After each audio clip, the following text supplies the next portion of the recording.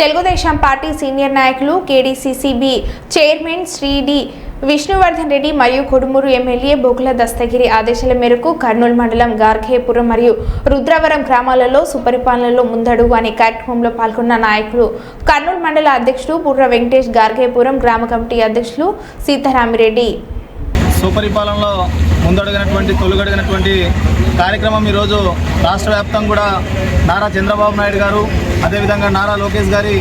ఆధ్వర్యంలో కూడా నిర్వహించినటువంటి నిర్ణయం చేయడం జరిగింది.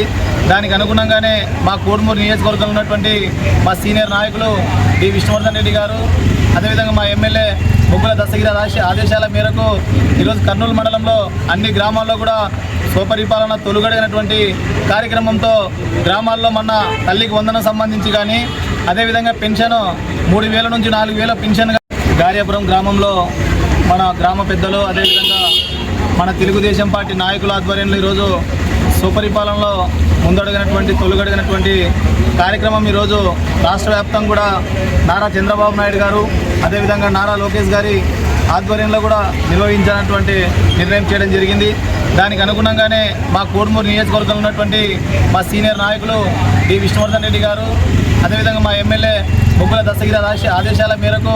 ఈరోజు కర్నూలు మండలంలో అన్ని గ్రామాల్లో కూడా స్వపరిపాలన తొలుగడిగినటువంటి కార్యక్రమంతో గ్రామాల్లో మొన్న తల్లికి వందనం సంబంధించి కానీ, అదేవిధంగా పెన్షన్ 3,000 నుంచి 4,000 పెన్షన్